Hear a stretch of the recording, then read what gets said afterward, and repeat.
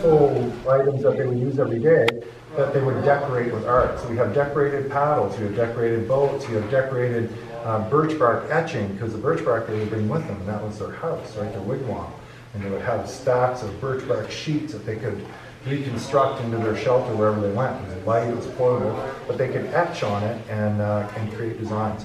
So that's what we find for the art around here. So we've gone to the oldest photographs, the oldest historical records, the oldest artifacts we can find in museums, the oldest artifacts we can find in arrowheads and the rock art, the archaeology of artifacts, and we take our design cues from that.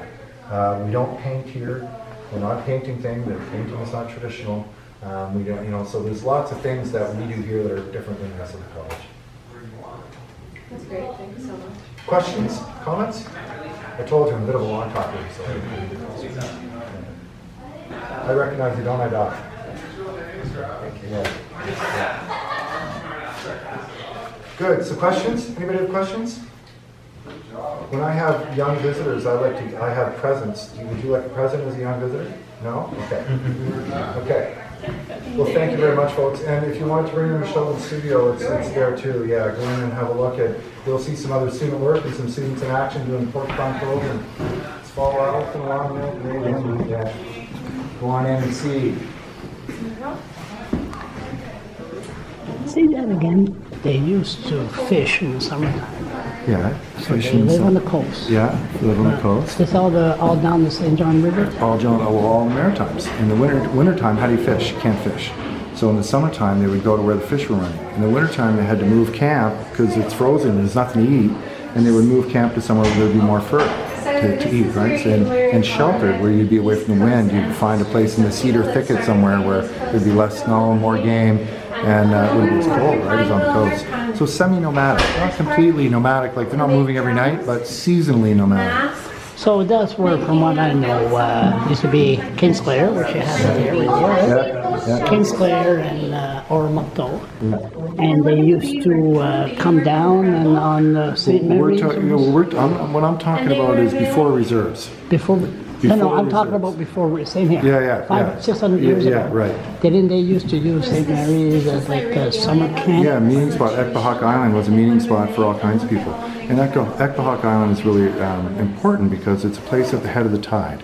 So you could ride the highest tides in the world from the Bay Fundy. So you could use that tide to push your canoe up to Ekpahak, have your meeting, and then ride the current back out to home. So it was a way to get in and out with a lot less effort in the canoe. And this was before the Matlaquite Dam. Yes, long before the Matlaquite Dam. What they call it? Savage Island? Ekpahak Island. No, but now it used to be Savage Island, and Percy spoke. And had it now. Go ahead. It wasn't Savage Island. It was Île Sauvage. Île Sauvage? Île Sauvage. L'île Sauvage, en français. On avait des Français ici. Oui, c'est une région des francophones. Avant que les Anglais ont arrivé et nous scalpé. In 1960, the British came upriver. In Moncton's Log, there's a place in Moncton's Log where it's a center party ashore to burn out the Robichauds that were on down on. No, it was down on Belle on the point of Belle Isle Bay on the peninsula. Okay. Now, and that's my people, my ancestry. So, Acadians, they knew Moncton was coming. They weren't there when Moncton burned them out. They came up here and they took the bell from the chapel. They were friends with the priest and the French priest and whoever wanted to go with them. And they took off to Saint-Jean-Paul-Joli in Quebec. They split because they knew Moncton was coming, was going to kill everybody and burn everything, right? Years later, once things settled and the community of Kingsclere was building a new chapel, that bell and the chalice and everything from the old chapel was repatriated to them and put back in their chapel. That chapel was in Kingsclere and it burned in like 1960 and they built a new chapel. And since that chapel was burned too, right? I know. Yeah. So that original chapel, and the elders tell stories of when that chapel, like the repatriated bell and chalice and stuff from the original chapel that Moncton ruined, went to Quebec, but then it came back. When they heard they were building a new chapel, it came back and was put back in. When that chapel burned, so much heat went up the bell tower that it melted the bell and globs of brass fell to the ground. So when they went after the fire to look at the place, they found all these globulates, these like splatters of brass from the bell. And people picked that up and they made necklaces and stuff out of it. And the elders have told me that they've seen them and they know them and they've, I've seen that and they've heard that story before. So it's my connection to this territory. It goes back that many generations. So les Français, ils appelaient l'île sauvage. L'île sauvage. Y avait-il des Indiens qui étaient sur l'île? Ouais, c'est un village d'Indiens, ok? Mais comme tu sais, sauvage, ça ne veut pas dire savage en anglais. C'est pas la même chose. It means wild. Oui, ok, c'est vrai. Right? It doesn't mean savage, it means wild. C'est vrai. Right? So it's a wild island. Okay. So, but when the English heard sauvage, they took the U out of it and made it savage. When it wasn't really, it didn't have the same connotation at all. And only a bilingual person gets that. I see you nodding your head because you get it. And they were just like, we'll say it. I mean, we're not mentioning no names. And I did a video on that about 5-6 years ago. I was asked to remove it. But the word soi. Yeah.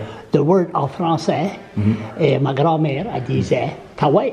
Moi, je ne savais pas même ce qu'était une Tawai. Je pensais, nous, à la fin du compte, on avait parlé à mes cousines, puis j'ai dit, ma grand-mère, c'était un raciste, c'était de Tawai.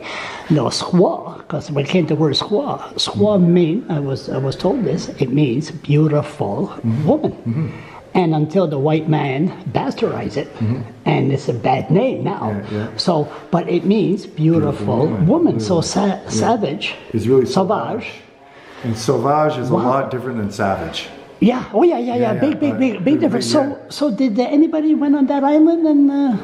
Oh, I've been on the island. Many people have been on that island. Did they dig? Did they look for? There's been some talk of digging there. I don't know if the archaeologists have received permission. It's private now. Not that they would really. It's private permission. now. Yeah, it's privately owned. It's a privately owned island. Who owns that? I don't know. Oh, please tell me, Mr. Irving. No. No? I don't think so. I'm going to do some show gas there. No. But I mean, I don't know who owns it. It's one of the farmers who used to put cows and stuff on it. It's an agricultural. What's on it? Cows. A lot of butternut, a lot of trees, a lot of nothing. It's an empty island with cows out there to pasture Really? in the summertime. Yeah. It's a short paddle, right? It's right across from, where the Bucket Club is? Yeah, the Bucket Club where those two natives with the fiddleheads and they drown. Yeah. Is that what? That's not. Ekpahak. Yeah, but that's not. What do you call it? Oh, what do you call it now? Ekpahak. Ekbab. That's. Ekpahak. Now, Ekpahak in Wolastoqey means ahead of the tide. So the tide comes up to Ekpahak. Oh. Okay. So this region was called Ekpahak because it's the head of the tide. So it's the not, high tide comes up to here. So it's not an island when it's low tide. It's not an island? No. Ekpahak he's called that Ekpahak because that's what that whole region was called Ekpahak because it was head of the tide. The tide comes up this far. Okay. Right? So where that line is up there, at the no fish line, that's the head of the tide. The tide goes up. So anything that's tidal water is federal. If it's not tidal water, it's provincial. So up to the high water mark at high tide, how far up the river is tide affected, it's federal water. You don't need a fishing license to fish below the bridge. No one does. That's what I like about these videos. I listen to it afterward because then I learn. I could watch it 2 or 3. That's where I learned I think one more thing. How did the Indians got rid of mosquitoes? Well, there's a lot of speculation about that. Please tell. Red ochre is one of them. I'm laughing here. They're red ochre. They would rub that red ochre. It's a mineral, and that would create a layer. There's that. It's debatable were there as many mosquitoes in because the forest was different. The forest hadn't been clear cut. The biosphere, the whole thing was in better balance. They weren't polluting and killing all the little fish that were then eating the larvae of the mosquitoes. What did the mosquitoes eat? The mosquitoes didn't have 100,000 people to eat, so their reproduction was less because they couldn't find food. So, it's debatable as to how much things have changed, and mosquitoes are part of that. I always said if I had a time machine, besides going to where Jesus was born and executed, I would love to go 700 years ago, right in the middle of the St. John River, right in front of St. Mary's. How would have been in your mind 700 years ago? It would have been the trading center of all of it. That was the trading center of the St. John River is the waterway to trade from all of Western Canada to Nova Scotia, all of it. So it would have been a hub. Ekpahak Island would have been a hub of activity in the winter. You would have had salmon going by so much. just bend down and pick one to eat. There would have been food aplenty, fiddleheads, and it was a gathering spot. People came to Economic Island because they could ride that current up the coast. If you waited for the tide to be low and set your boat at the mouth of the river, that tide, when the tide came up, would push you up. In fact, you'd have to paddle a little bit, but not that hard, not like paddling upriver, right? And then you'd have your meeting, wait for the tide to change, and go out on a tide, and you wouldn't have to paddle again.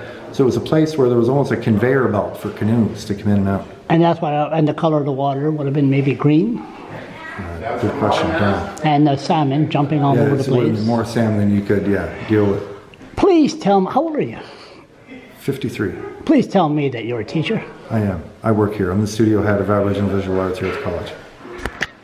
Beautiful. Merci beaucoup. Merci, Sean. C'est bon. Je suis pas autochtone, pas